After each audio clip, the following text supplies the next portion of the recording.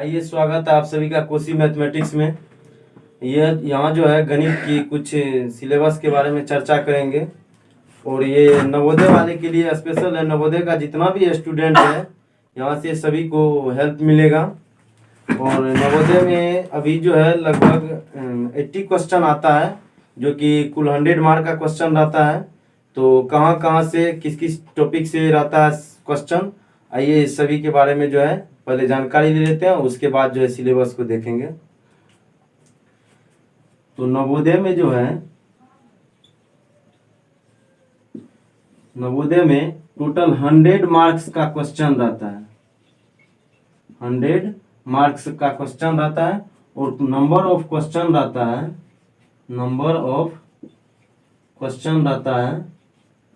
80 number of question रहता है, जिसमें आपको 20 मैथ का क्वेश्चन हो जाता है, 20 मैथ्स का क्वेश्चन हो जाता है और 40 जो है रीजनिंग का क्वेश्चन हो जाता है। 40 रीजनिंग का क्वेश्चन हो जाता है और 20 जो है पैराग्राफ का क्वेश्चन हो जाता है। 20 पैराग्राफ का क्वेश्चन हो जाता है। 20 जो है गणित से रहता है क्वेश्चन और 40 क्वेश्चन रीजनिंग से रहता है और 20 क्वेश्चन पैराग्राफ, जिसको गद्यांश बोलते हैं हिंदी में, उनसे रहता है। तो यहाँ पे जो है 100 मार्क में जो है 25 मार्क्स का मैथ हो जाता है। 25 मार्क्स का मैथ हो जाता है। 25 मार्क्स का मैथ हो जाता है और 50 मार्क्स का जो है रीजनिंग हो जाता है। 50 मार्क का रीजनिंग हो जाता है और 25 मार्क्स का पैराग्राफ हो जाता है, गद्यांश।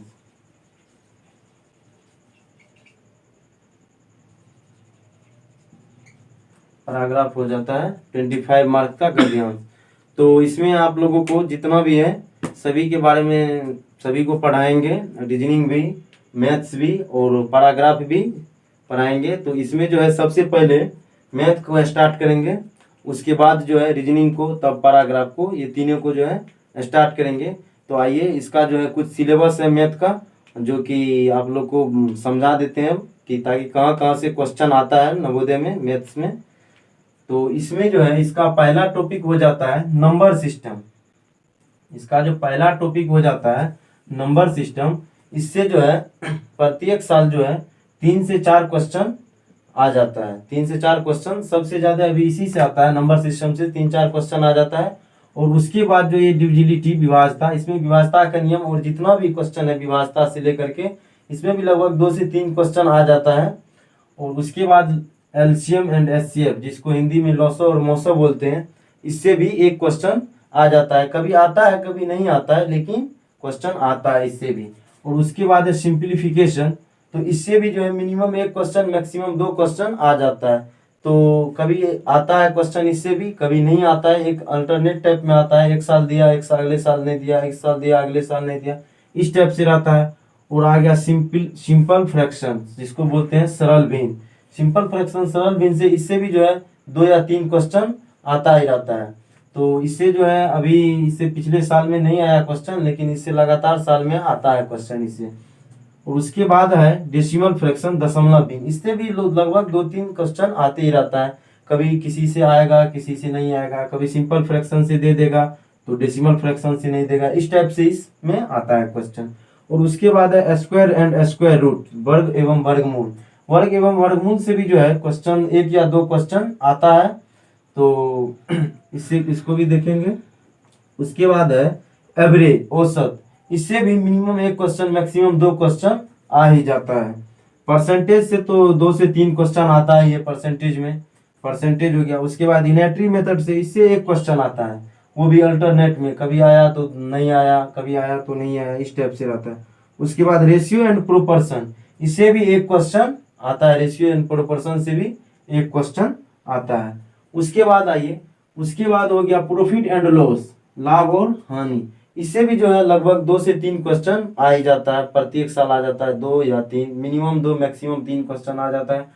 और उसके बाद आ जाता है सिंपल इंटरेस्ट, साधारण ब्याज। इससे जो है मिनिमम एक ही क्वेश्चन, हमेशा एक ही क्वेश्चन पूछता है इससे, लेकिन प्रत्येक साल जो है सिंपल इंटरेस्ट से क्वेश्चन रहता ही है। उसके बाद एक है time time distance and work, समय दूरी तथा काम। इसमें चाल से भी रिलेटेड आ जाता है, समय दूरी वर्क जितना भी है सब, मजदूर वाला सब प्रश्न इसमें आ जाता है, ट्रेन वाला सब प्रश्न आ जाता है इसमें। और उस इससे भी लगभग 2 से 3 क्वेश्चन आ ही जाता है प्रत्येक साल, कभी 2 गो, कभी 3 गो, कभी 2 गो 3 गो, इसी तरह आता है। उसके बाद है मेंसुरेशन, क्षेत्र मिति, जिसको बोलते हैं क्षेत्र मिति। इसमें जो है वैसे तो मेंसुरेशन एक अपने में बहुत बड़ा टॉपिक है, लेकिन उतना नहीं है जितना इसमें दिया हुआ है। सिर्फ परिमिति, क्षेत्रफल और आयतन 3 गो ही पढ़ने पड़ता है, और उसके बाद तो मेंसुरेशन बहुत बड़ा है, लेकिन इसी के अंतर्गत जो है 2-3 टॉपिक है जो पढ़ना है। उसके बाद एक आ जाता है पैराग्राफ, पैराग्राफ नहीं ग्राफ आ जाता है, जिसको दंड चार्ट भी बोलते हैं हिंदी में, ग्राफ आ जाता है। इससे एक क्वेश्चन प्रत्येक साल रहता है। और इसमें जो है अभी हटा दिया गया उसको, एक आता है जियोमेट्री, जिसको रेखा गणित भी बोलते हैं। इससे लगभग 8 साल 10 साल से क्वेश्चन नहीं आया है, रेखा गणित जियोमेट्री, इससे लगभग 8-10 साल से क्वेश्चन नहीं आया है, लेकिन जहां से प्रश्न ये पूछता है वहां से इसको भी लास्ट टाइम में देख लेंगे कि कहाँ कहाँ से क्वेश्चन आता है। तो ये हो गया हमारा मैथ्स का सिलेबस। तो इसमें जो है सबसे पहले आगे जब स्टार्ट करेंगे अगले क्लास में, तो पहले रेशियो एंड प्रोपोर्शन को अच्छा तरीका से, क्योंकि यहाँ से भी ऐसा ऐसा क्वेश्चन आता है, इजीली क्वेश्चन होता है, लेकिन विद्यार्थी सबको, जितना भी स्टूडेंट सब है, उसको बहुत टफ लगता है समझने में, किसी को बनाने में समझ में नहीं आता, जो कि बहुत इजीली है। 3-4 टाइप है इसका, टाइप बाय टाइप बांध के इसको जो है बता देंगे अच्छा तरीका से, ताकि सबको समझ में आ जाए। और इसके बाद जो है रेशियो एंड प्रोपोर्शन के बाद सीधा फिर नंबर सिस्टम से इसी तरीका से इसको पढ़ेंगे अच्छा तरीका से। और मैथ्स का भी, और इसके बाद जो है रीजनिंग का भी क्लास हो जाएगा, ओपन रीजनिंग का भी जो है कुछ दे देंगे उसमें। रीजनिंग में भी लगभग है 10 गो पार्ट से आता है क्वेश्चन। और पैराग्राफ में तो उसका तो लिमिट नहीं रहता, लेकिन पैराग्राफ में भी है व्याकरण से भी, ग्रामर से, हिंदी व्याकरण से रहता है, उसमें विपरीतार्थक शब्द सब रहता है, पर्यायवाची शब्द सब रहता है, ये सब जो रहता है। तो पहले जो है मैथ्स को देखेंगे, उसके बाद रीजनिंग को देखेंगे, तब पैराग्राफ को देखेंगे। तो ये रहा हमारा गणित का सिलेबस। तो अगर चाहते हैं तो आप लोग यहाँ से स्क्रीनशॉट लेकर के लिख भी सकते हैं। तो आज का सिलेबस यहीं तक। तो अगले समय से जो है फिर से पुनः लौटेंगे, तो वहाँ से स्टार्ट करेंगे रेशियो एंड प्रोपोर्शन से।